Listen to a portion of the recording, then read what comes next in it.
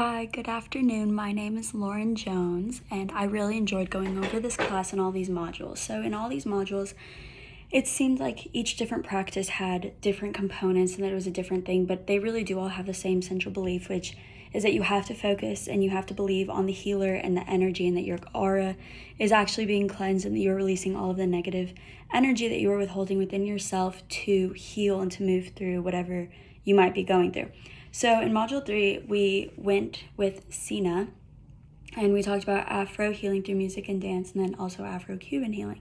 So with that, you use the 4 elements, which is fire, earth, water, and air, to create a space for the patient or whoever is needing to receive the healing to receive the healing. So you begin with the four movements to a drum beat so that the spirit can come in that will facilitate the healing. So with this is that when you are within the area, everything that's in the area is meant for cleansing you, and you're in this one central area to be cleansed through the spirits and everything that is going through with that. Also in Module 7, it's Native American feather healing. So once again, you are in a area and you're using feathers to go through with different smokes to cleanse the person of the negative energy that they are withholding within themselves.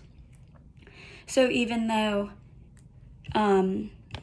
Module 3 uses more of music and dance, and the elements in Module 7 is using feather healing, it's still the same central idea. You are meant to be cleansing negative energy out and releasing it with good and clean energy so that the person can be healed mentally and spiritually. Module 13 is healing grief through the Day of the Dead, and this is to just celebrate the people that you've lost, the loved ones that you've lost, and just honor them and connect with them so that you can work through your grief. Because with grief, when you just lose somebody and just lose them, it's very hard to move forward and to move on. But once you have that opportunity to connect with them and to honor them and to feel them once again, it's easier to work through the grief. So everything that was talked about in the video by Dr. Torres is on an altar, and you put things on there that were the persons, that remind you of the persons, or photographs of them. There's also flowers to offer to them, light, because they would be the light that comes in. So it's a very spiritual thing for the people that choose to practice this.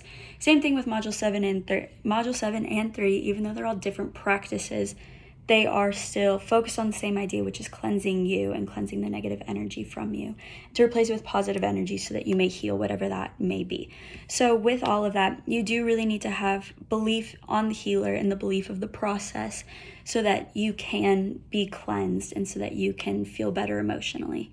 I really enjoyed this class, and it definitely taught me so much. I learned so much that I will carry into my everyday life, and I'm very thankful for this opportunity to learn about curanderismo.